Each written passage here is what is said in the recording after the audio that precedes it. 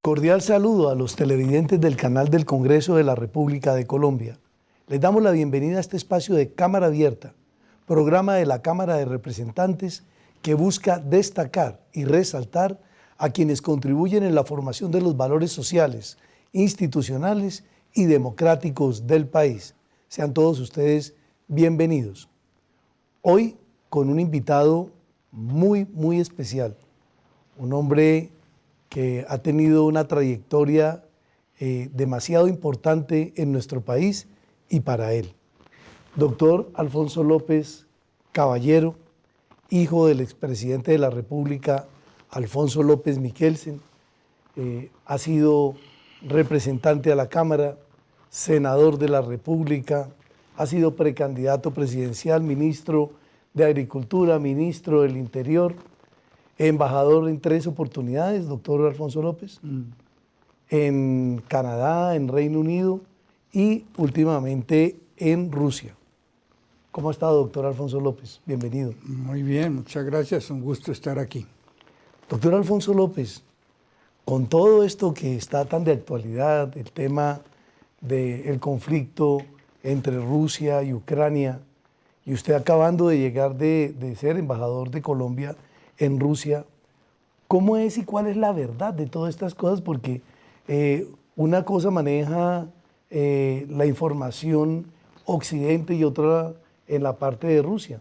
Finalmente usted, que estuvo allá, ¿cuál es la realidad de esto, doctor Alfonso López? Bueno, esto nace de la violación de 2 acuerdos.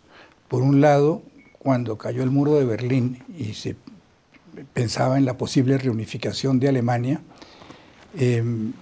Gorbachov dice que los Estados Unidos le aseguraron que si él permitía que se reunificaran las 2 Alemanias, la OTAN no se correría hacia el este, es decir, hacia la frontera rusa. Y ocurrió exactamente lo contrario.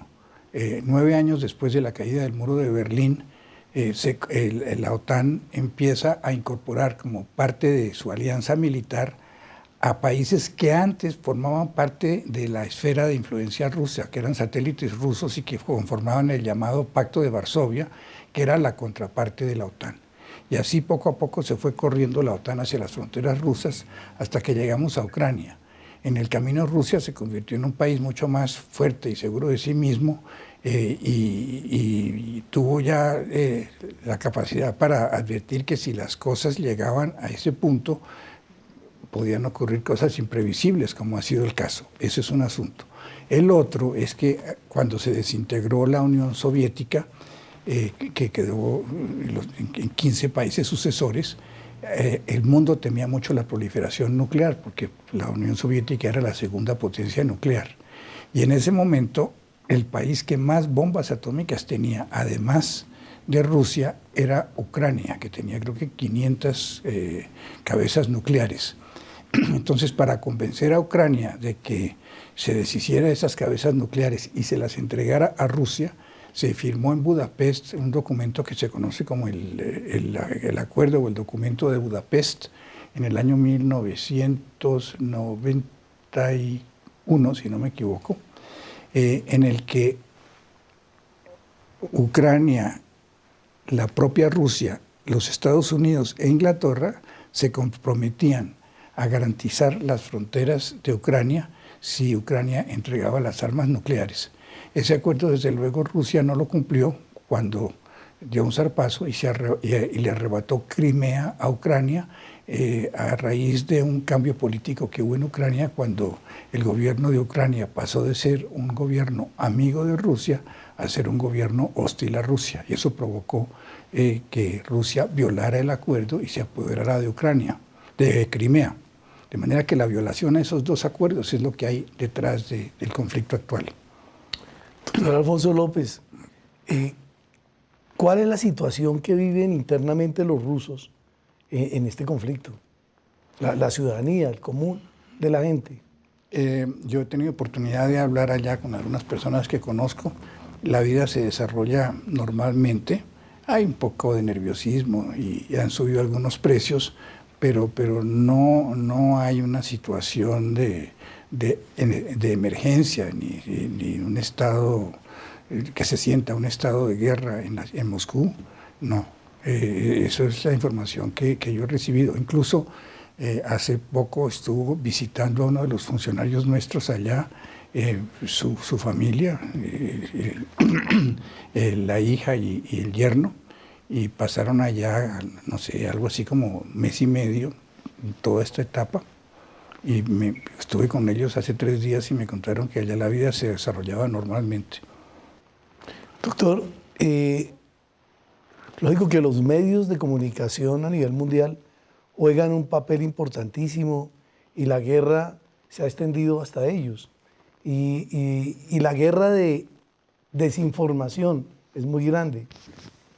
Todo eso que se dice, hoy por lo menos la prensa habla de que los soldados rusos están desobedeciendo las órdenes de sus comandantes y están retirándose de algunas posiciones en Ucrania. ¿Eso puede ser cierto? No sé, no tengo elementos de juicio. Lo que es evidente es que la resistencia de Ucrania es algo que nadie esperaba. Ni los rusos ni los que están apoyando a Ucrania se imaginaron que hubiera esa capacidad y esa determinación para resistir que han tenido los ucranianos. Y hoy en día el presidente de Ucrania, Zelensky, que antes estaba cuestionado, hoy día es un héroe a nivel internacional. Doctor, y hablábamos de que iba a ser una guerra corta, y la gente hablaba de un par de semanas, máximo 4, y ya llevamos bastante rato en este tema. ¿Qué futuro hay de ese conflicto? O sea, ¿hay algún tipo de acuerdo que se espere? ¿Qué hay a futuro en esto? Pues en cuanto a la guerra como tal, lo que analizan algunos científicos políticos norteamericanos, como por ejemplo el profesor Mearsheimer, es que esto apunta a que va a ser un conflicto de desgaste muy prolongado, porque Putin ha invertido mucho de su capital político y económico y militar en esta guerra, de manera que no puede retirarse sin ganar algo. Y los Estados Unidos, que están detrás de Ucrania, tampoco pueden permitir que Ucrania llegue a algún acuerdo en que aparezca como ganador Putin. De manera que ambos lados no pueden permitir que retirarse sin ganar algo. Todo lo cual apunta a un conflicto largo de desgaste. Mientras tanto, las consecuencias se empiezan a sentir en el mundo entero, ¿no? En alzas de precios, en escaseces de ciertos productos, en fin. Colombia y el gobierno ha salido a apoyar el gobierno ucraniano, pero bueno, eso parece que es como de labios hacia afuera, porque por lo menos seguimos todavía manteniendo una relación económica con Rusia, ¿cierto? Sí, la relación económica nuestra es bastante modesta comparada con la de otros países latinoamericanos, es decir, oscila en torno a $100.000 de exportaciones al año, que eso es muy poco. Pero es que la realidad hoy en día es, según, ¿sabe quién es León Panetta, que fue secretario de Defensa de Estados Unidos y director de la CIA? Él dice que lo que estamos viviendo ahora es lo que llama él un proxy war. Proxy war quiere decir una guerra por interpuesta persona. Él dice que lo que hay es un conflicto entre los Estados Unidos a través de Ucrania y Rusia, en que es una guerra, lo que llaman hoy en día una guerra híbrida. No solamente son enfrentamientos de soldados y cuestiones militares, sino incluye la guerra económica, la guerra diplomática, la guerra mediática, la guerra cibernética. Vamos a ir a unos mensajes institucionales y ya volvemos nuevamente con ustedes en la segunda parte de Cámara Abierta. Aunque estés lejos, aunque no te conozca, aunque las condiciones sean difíciles, siempre estaré ahí. O si eres mi amigo o mi enemigo, en los momentos de adversidad, arriesgando incluso mi vida, siempre estaré ahí. No me importa tu color de piel ni tu creencia. Siempre estaré ahí. Siempre estaré ahí. Así se va a las alturas. Fuerza Aérea Colombiana. 100 años protegiendo la nación. Logo de la Comisión de Regulación de Comunicaciones.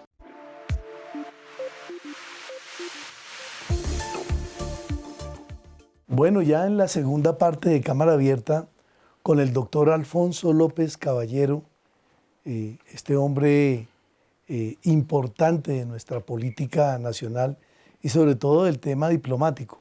Doctor Alfonso, ¿cómo ve usted el tema económico? Estábamos hablando del aceite, por lo menos que Ucrania es, creo, uno de los productores importantes. Yo no me acuerdo si es soya o algo de esto, de girasol, que producen aceite y en este momento esos precios a nivel mundial están elevadísimos. Creo que Taiwán en este momento no está exportando, sino todo es para producción interna. Y hay varios países que están siguiendo esa línea. Sí, es una situación curiosa. Por ejemplo, el plato típico de Inglaterra es fish and chips, que es pescado rebozado con papas fritas. Y se dice que en muchas oportunidades tienen dificultad en conseguir aceite por la escasez que se ha generado debido a la guerra de Ucrania. Al mismo tiempo, si uno lo piensa, nosotros producimos aceite de palma, que para ciertos efectos sirve como alternativa al aceite de girasol. De manera que no he seguido con atención el proceso, pero yo creo que el aceite de palma de alguna manera se va a beneficiar en la medida que pueda sustituir en algunos casos el aceite de girasol. Doctor, y el caso del trigo, ¿no? Que es bien...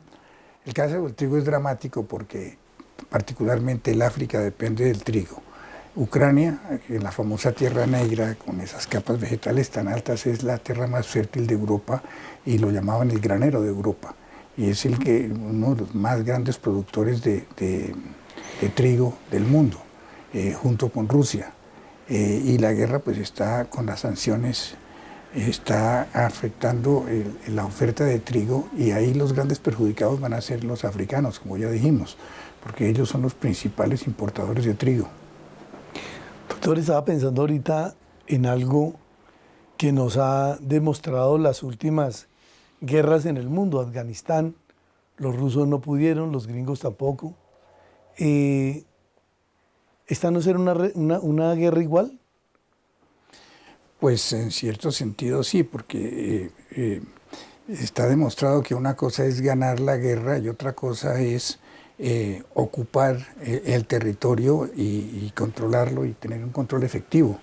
En el caso de los Estados Unidos ha sido un fracaso donde quiera que han entrado.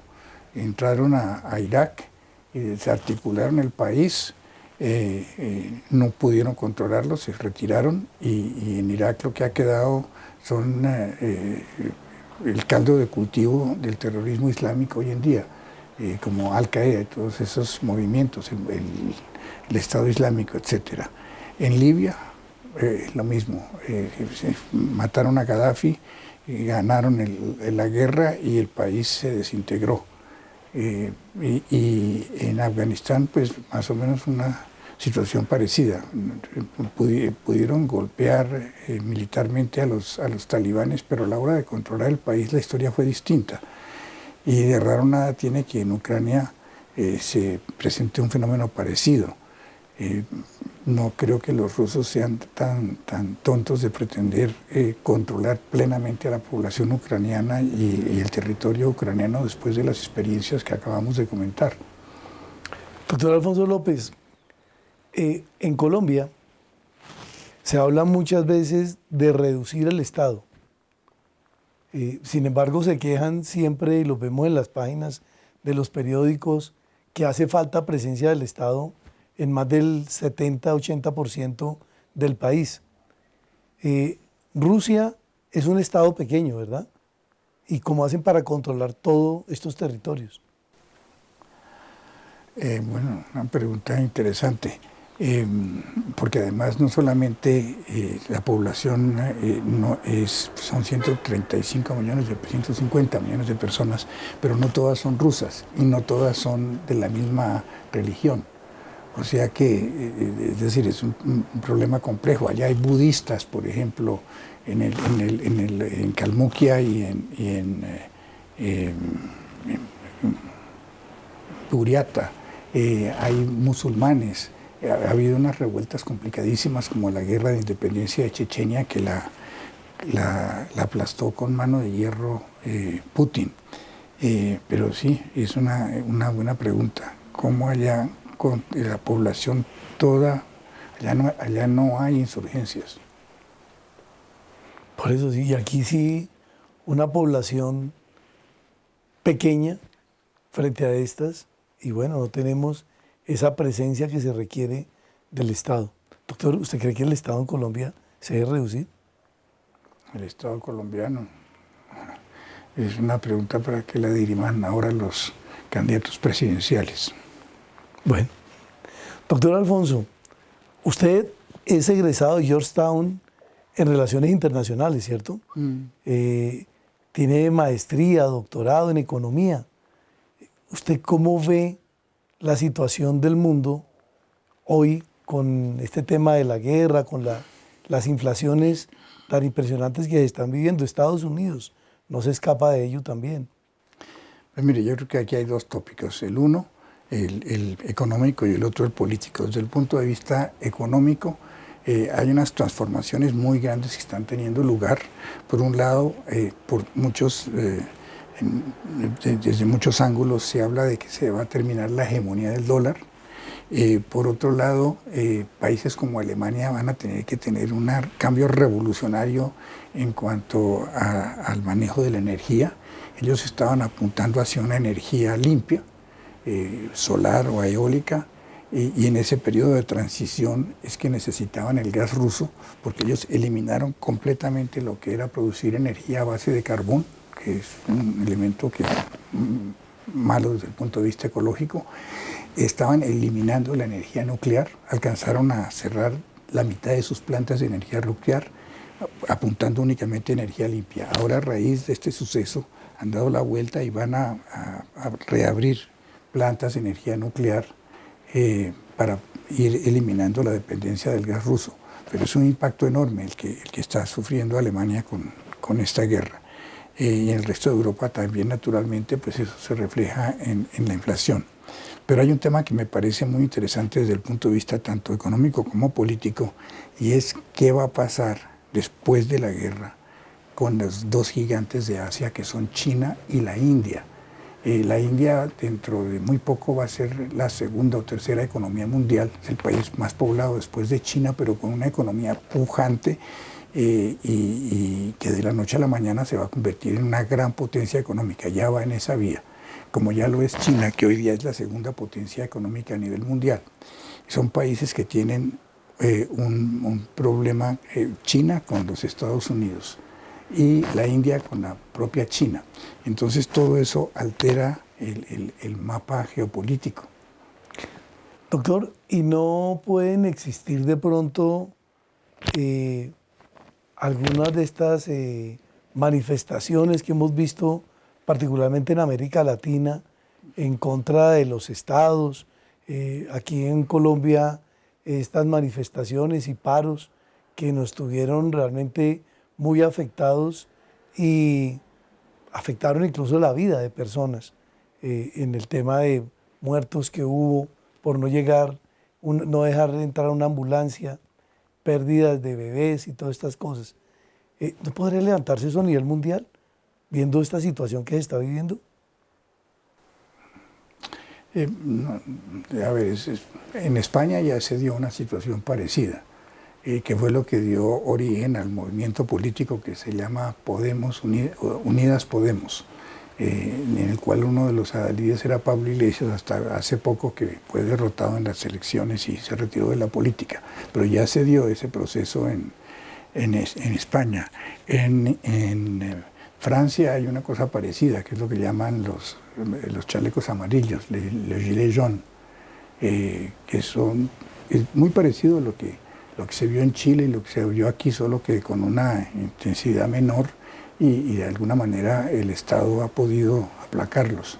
Pero eso ya se dio y se da de vez en cuando en Francia. Los demás países, pues, no he visto, pero de raro nada tiene. Y sobre todo si hay un malestar por temas económicos, eso es la chispa que produce estos disturbios. Doctor Alfonso López, vamos a ir a unos mensajes institucionales y ya volvemos en la tercera parte de Cámara Abierta.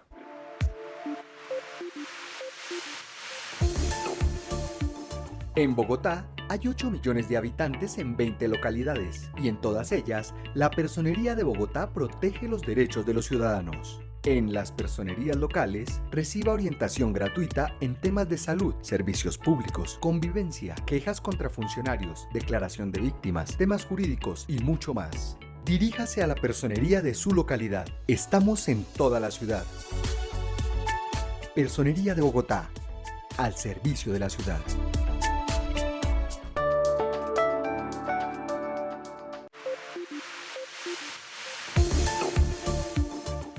Bueno, ya en la tercera parte y recta final de este programa de Cámara Abierta el día de hoy, con una persona muy importante y muy versada en estos temas de la actualidad, de la geopolítica, de lo internacional.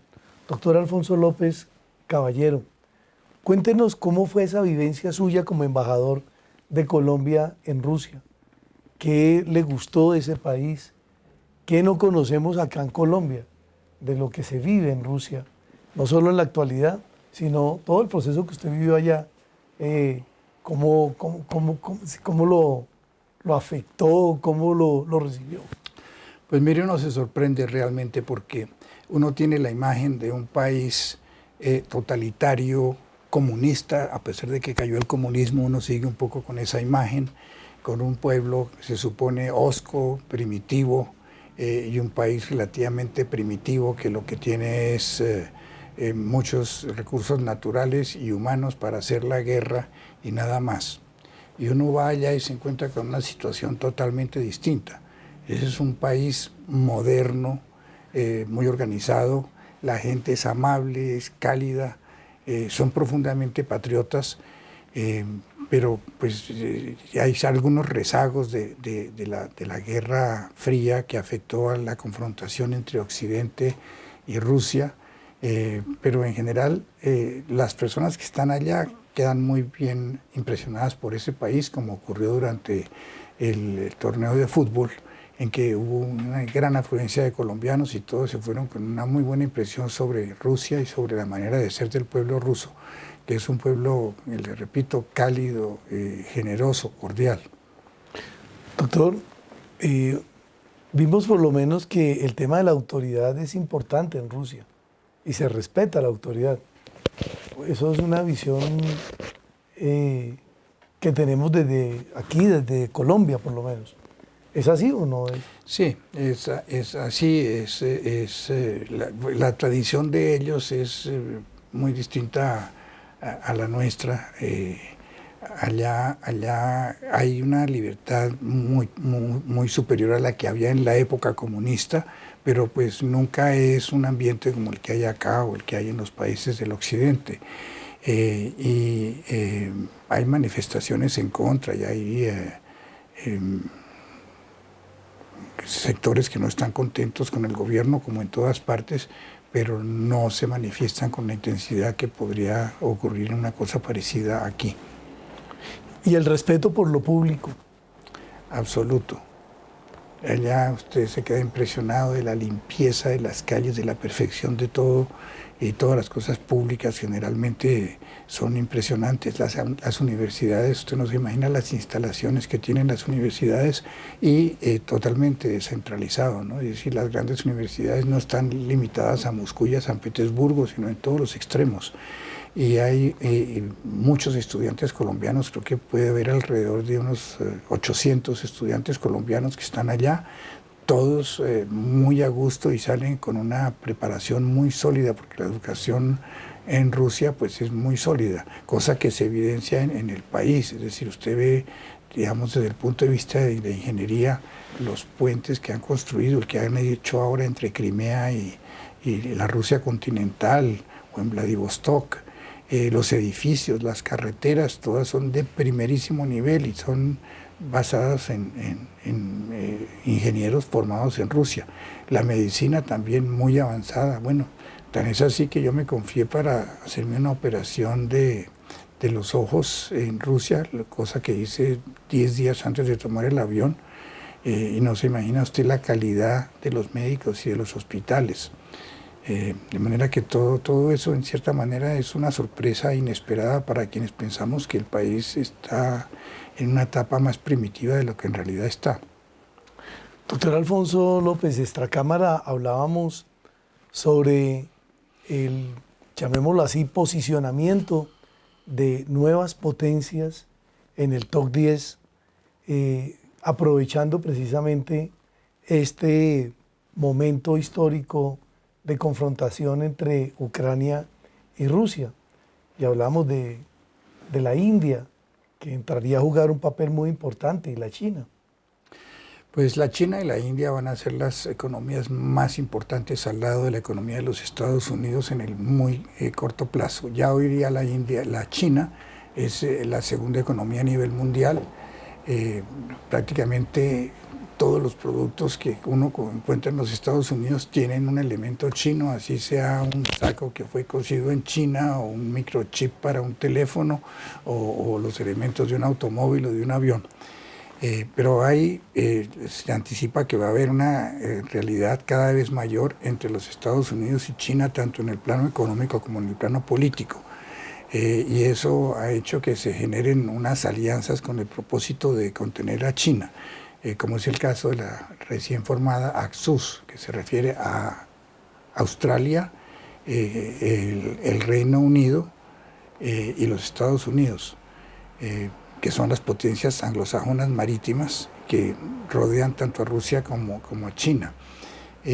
Hacia adelante lo que se espera es un mundo que deje de ser unipolar, en que no haya sino una potencia hegemónica como son los Estados Unidos, y sea un mundo multipolar o por lo menos bipolar con otra potencia que va a ser China, que es una economía y una potencia militar en ascenso, una potencia nuclear, y que ahora, a raíz de lo que está ocurriendo, es casi evidente que Rusia va a caer como una fruta madura en manos de China, cosa que China con seguridad espera con beneplácito por los recursos inmensos que tiene todo la parte asiática de Rusia, uranio, minerales, petróleo, gas, etcétera, y además pues es una potencia nuclear.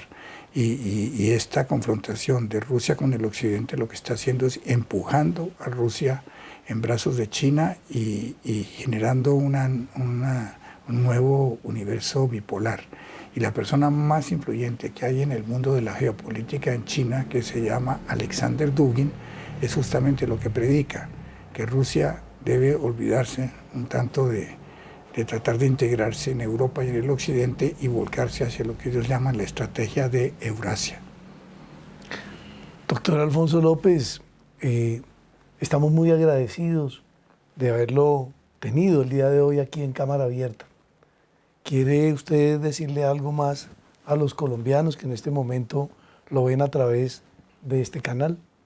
Me alegra mucho de haber tenido esta oportunidad de tocar esos temas con ustedes y le agradezco mucho la invitación, mi querido Gustavo, uno de los periodistas más destacados que ha producido este país. Gracias, doctor Alfonso. Bueno, nuestro agradecimiento a todo el cuerpo técnico que hace posible que lleguemos a ustedes, al jefe de información y prensa de la Cámara de Representantes, a nuestra presidenta de la Cámara de Representantes, la doctora Jennifer Arias. A todos ustedes nuestra gratitud y solo nos resta decir como siempre, Dios bendiga a Colombia.